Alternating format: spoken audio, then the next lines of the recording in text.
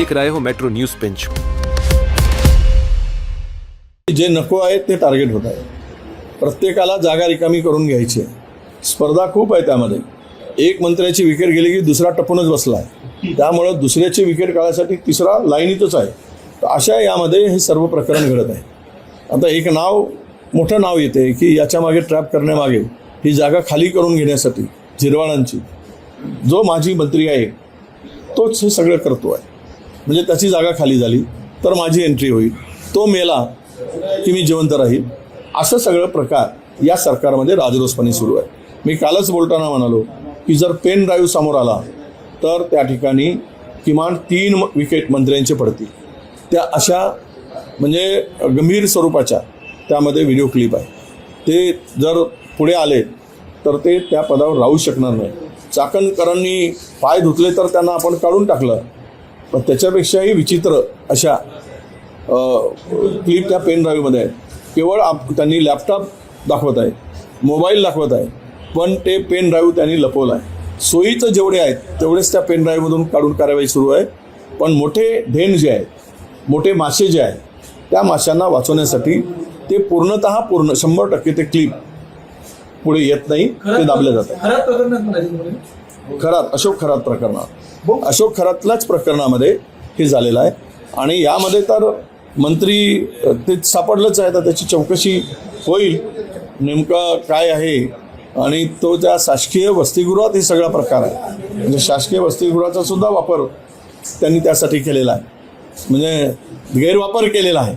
आणि हे खरं असेल तर हे वाईट आहे। त्या पदावर राहून अशा पद्धतीनं वागणं हे आता त्याची विकेट काढतात की त्याला पुन्हा टीममध्ये ठेवतात, याचं उत्तर मुख्यमंत्री देऊ शकतील। मी आधी बोलण्यापेक्षा खुर्ची हलविण्यासाठी देखील खरात प्रयत्न करत होता। काही जे मंत्री म्हणतात ते मंत्री देखील त्यामुळे साठी होतं, अशी देखील माहिती आहे। तुमच्याकडे याबाबतीत काय नाही, मी एवढंच सांगेल की खरात हा तंत्रमंत्र करायचा आणि जो माणूस नको आहे त्या खुर्चीवर त्याच्यासाठी काही मंडळी जायची, म्हणजे बदला घेण्यासाठी।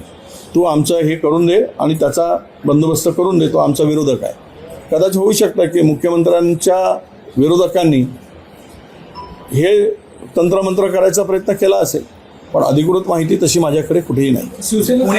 पुणे जमीन घोटाळा जे प्रकरण आहे त्याच्यात काही निष्कर्ष समितीच्या अहवालात आलेले आहे। मुंडवा बॉटनिकल सर्व्हे ऑफ इंडियाकडे ती जमीन कायम असल्याचं म्हटलंय आणि याच्यात काही अजून चौकशी सिद्ध झाल्यास त्यांच्यावरही म्हणजे बाकीच्या लोकांवरही कारवाई होण्याची शक्यता आहे। एका प्रकारे नाही, हे प्रकरणामध्ये पूर्णतः गोलमाल आहे। हा चौकशी समिती हा एक फार्स आहे, हे एक सुद्धा नाटक आहे आणि चौकशी समितीने दिलेला अहवाल सुद्धा बोगस आहे। चोर सोडून संन्याशाला फाशी, मूळ माणसाला सोडून द्यायचं आणि इतरावर कारवाई करायची, ही पद्धतच आता महाराष्ट्रात सुरू झालेली आहे। म्हणजे मोठा अधिकारी काम करतो त्याच्या खालच्यानं सस्पेंड केलं जातं। काल मी सभागृहामध्ये परवाच्या दिवशी बोललो की लहान माणसाला सस्पेंड केलं जातं आणि मोठ्यांना मात्र सोडून दिलं जातं, अधिकाऱ्यांच्या संदर्भात सुद्धा। तसंच इथे लहान माशांना कारवाई होती आणि दिसते आणि मोठे मासे मात्र बिनधास्तपणे वावरत आहेत। हे चौकशीचा एक फार्स आहे, तो फार्स पूर्ण केला गेला आहे। त्याच्यामध्ये काही जे दिसत आहे उघड डोळ्यांनी, जे मालक होते त्यांच्यावर कुठलीच कारवाई होत नसेल तर ते दुर्दैव आहे।